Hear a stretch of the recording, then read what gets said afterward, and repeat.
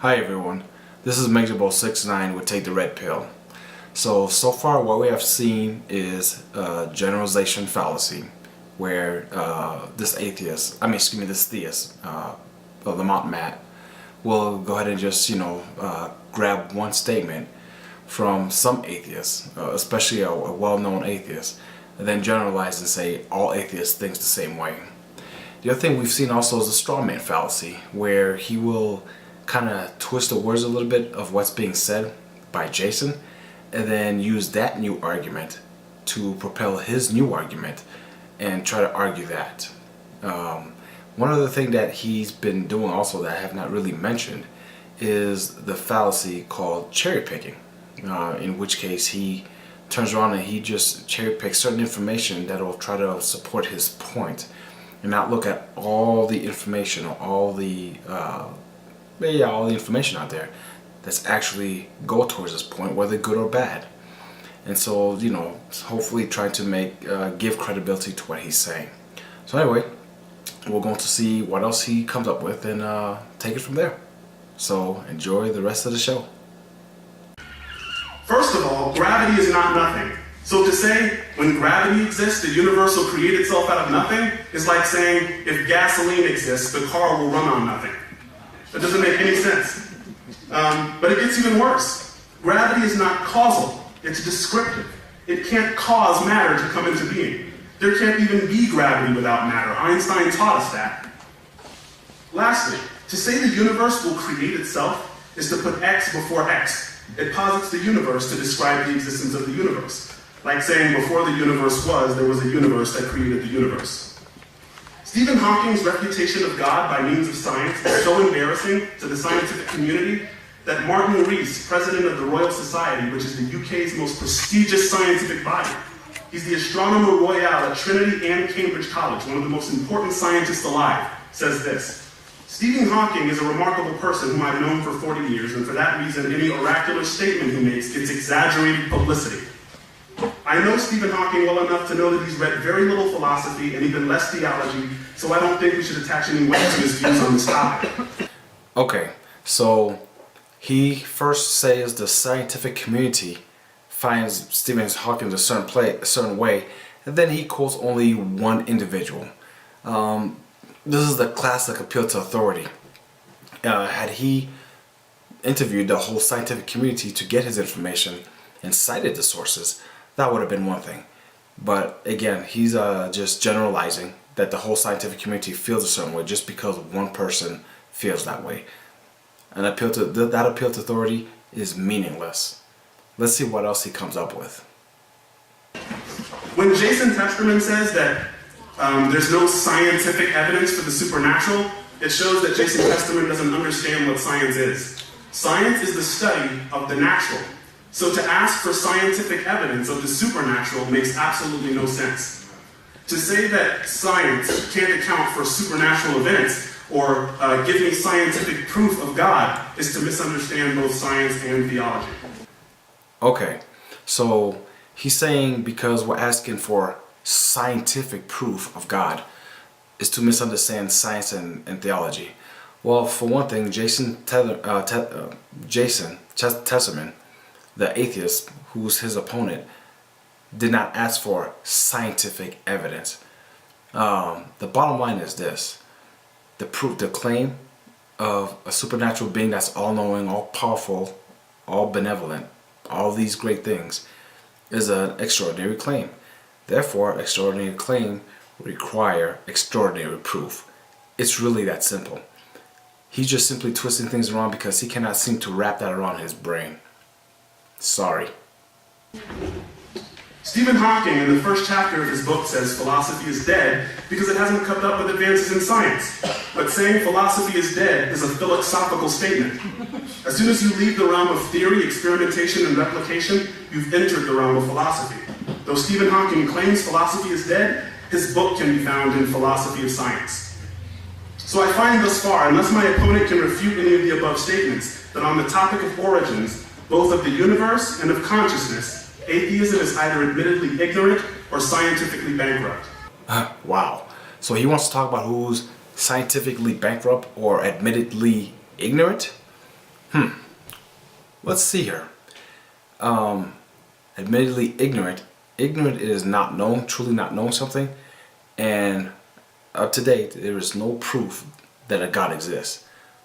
So there's your ignorance. Scientifically bankrupt. Well, here's the thing.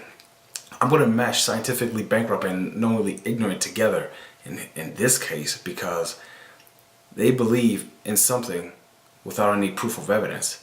That's what faith is. Believing in things without no evidence or proof. It's an excuse given when one doesn't have any reason. That is exactly what theists do. So who's the bankrupt person now? Who's ignorant?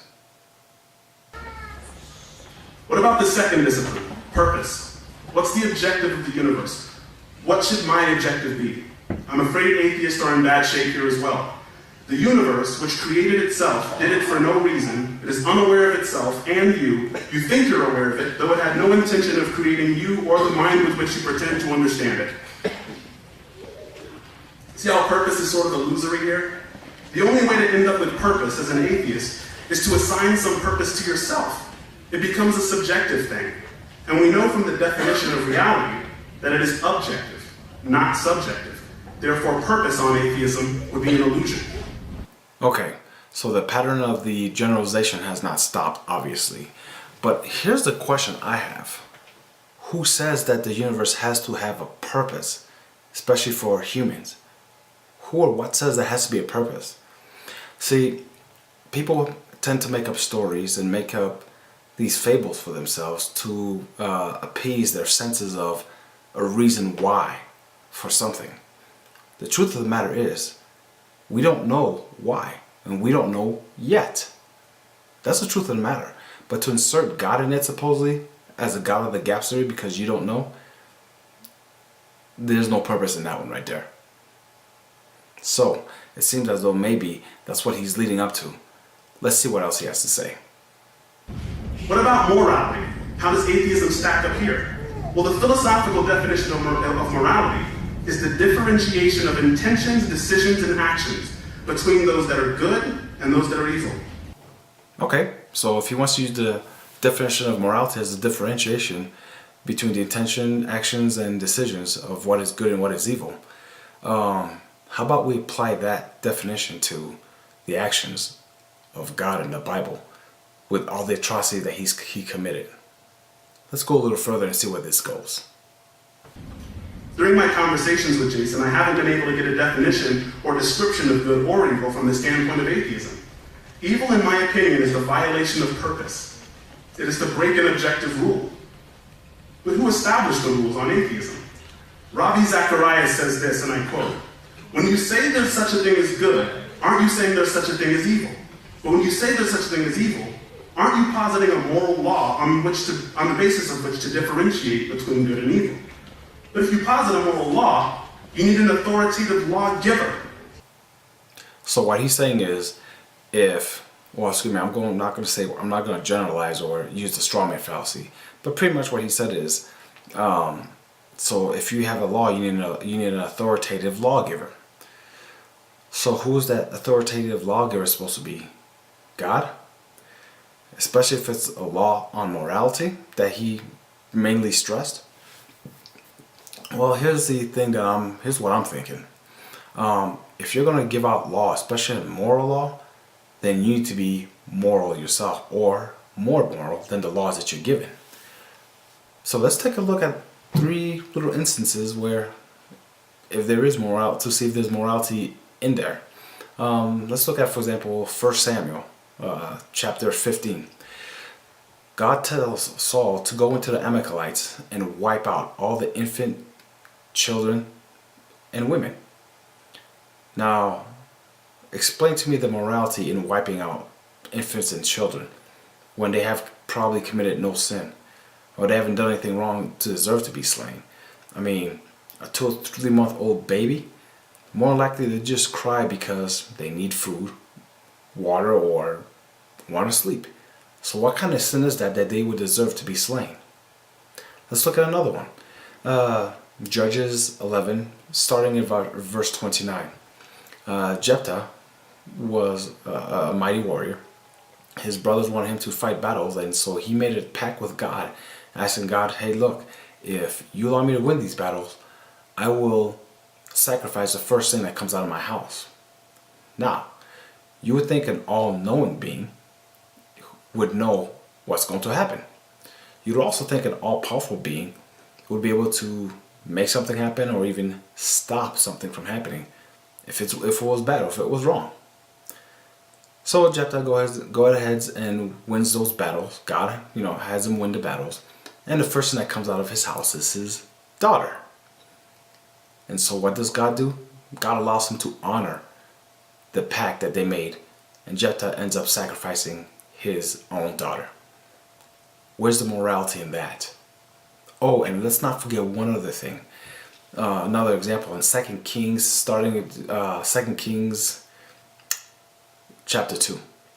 There's a story of Elisha, Elisha, who was walking down the road, and he was being made fun of by a bunch of children. They were saying that he had a bald head and just, taunting him pretty much. So he curses, according to the Bible, he curses the children in the name of God, or, asks God for whatever the case is.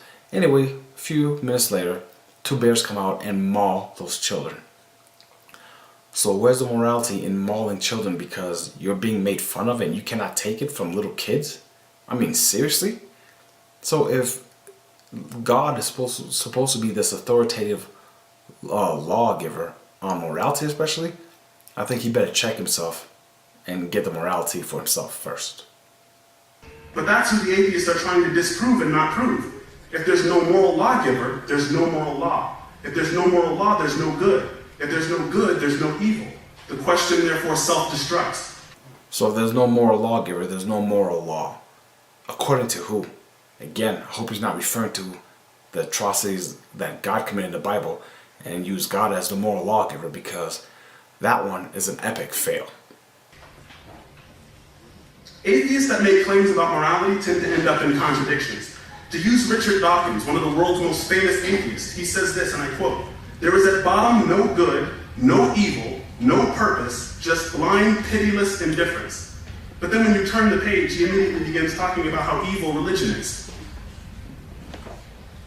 Why do atheists settle for a worldview that makes the evil that they plainly see in the world a self-described illusion? Yeah, he's using the fallacy of generalization again. He used one thing that Richard Dawkins said, and then all of a sudden is saying, here's what atheists think. Like, come on, really? And then on top of it, he clearly shows that he doesn't know anything about atheism. Because atheism is not a worldview. It's like saying Christianity is a worldview. It's not a worldview. Christianity is the belief in a theist. In a theist. Christianity is a belief in God, in Jesus. Atheism is the exact opposite of that. It's the lack of belief in all of that. So there's no worldview attached to atheism. None whatsoever. Again, he was talking about ignorance earlier. Well, he's proving his own right now. Ravi goes further to say, when any question of evil is raised, it is raised about a person or by a person. Which means the concept of morality is inextricably bound to the concept of personhood. Did you catch that? Atheists don't meet each other for lunch and say, man, did you see that last episode of Animal Planet? Lions are evil. Or wolves are even worse. They attack each other and kill each other from time to time. It's always about humans. 30-second warning. Yeah, it's pretty interesting how he would turn around and say, atheists talk about people. Well, here's the truth of the matter. Everybody talks about other people. Bottom line, you find all groups that talk about different groups. You find Christians that talk about Muslims, Muslims that talk about Jews, and Jews that talk about Christians. And then you find all theists, all sorts of theist groups that talk about atheists. And you find all sorts of atheists that talk about theist groups. So his implication of, atheists talking about other people. Theists, Christians do the same thing. They're not pious like that. Trust me. So why do atheists feel that they can give human beings intrinsic value and say it's evil for us to hurt each other, when according to their philosophy we're just animals? This is an example of atheistic inconsistency. Thanks. Well, there he went again. He proved his ignorance. You know, the ignorance, of course, that he was talking about, that atheists hold. He, like, again, he just proved his big time. I mean, he used a category of generalization. How we supposedly think that all humans are animals. It's like, come on, really? I mean, here's the thing. He, again, has no clue whatsoever what atheism is. There's no worldview in atheism. There's no, all atheists think like this, think like that. Here's the only thing with atheists, or atheism. They do not believe in a deity, in gods. It's that simple. There's nothing more to it than that. So he's conflating all his issues and making some big appeal to the senses of people and saying, here's what everybody thinks. His facts are wrong. Epic fail on all fronts on his part.